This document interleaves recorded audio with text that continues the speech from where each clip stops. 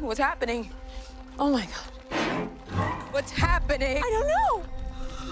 Oh my God. What is it? I don't know. What the fuck? Okay, Lord. It's bugs. Help me. Help me, darling. Help me. You know what you have to do? Well, I guess where I want to start off with is there something that you do here? These weird shots, these weird angles where you kind of see the back of someone's head and then what they're surrounded by. Where did that come from? I love that. Thank you. You're welcome. Well, you know, I wanted to get into, this was a psychological drama along with a horror film, along with a thriller, along with an erotic thriller, along with a drama. It's a lot of genres. But I wanted to get in their heads. And I'm a big fan of Brian De Palma's films from the late 70s and early 80s. Like Dressed to Kill and Blowout, and he uses a split diopter lens a lot where you can keep something in focus in the foreground and something in focus in the background. And I thought it'd be really interesting whenever Allison was looking at Logan that we could be behind her and keep her ear in focus and I thought it would be an interesting way to keep the tension up and hopefully it works. Yeah, it worked.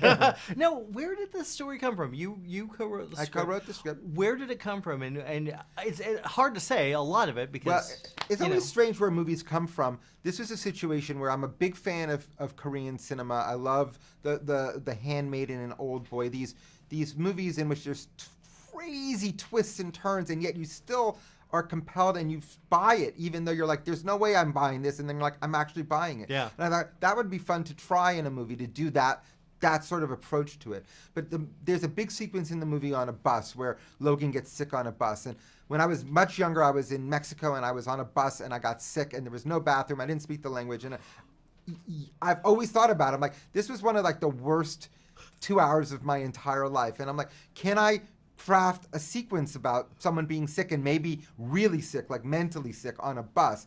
And then that was the beginning, the genesis for the film. Like, how do we build a movie around that sequence? And then once we started finding these characters, we were like, oh, there's even more to this. This is a deeper story. This is a bonkers idea. Well, it's funny that you mentioned both De Palma and because I kept thinking Lady Vengeance. Of course. And I kept thinking De Palma. I've been obsessing about both because I'm a huge fan. Even Body Double, I think is amazing.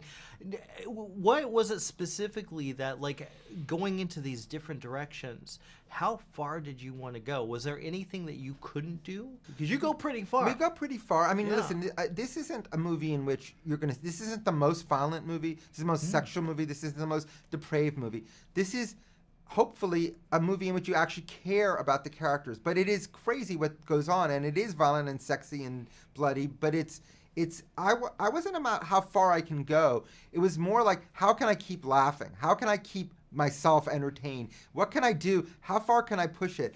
And we do through the whole movie, and that was part of the fun. But De Palma did that in his early movies. He had an ability to make something artful, and it felt like you're watching something very elevated and something beautiful, but at the same time he was pushing stuff really far and like, I'm seducing you, but we're going nuts here. And that was a real inspiration for this film, to try and bring people in and then like throw them as many curveballs as we could.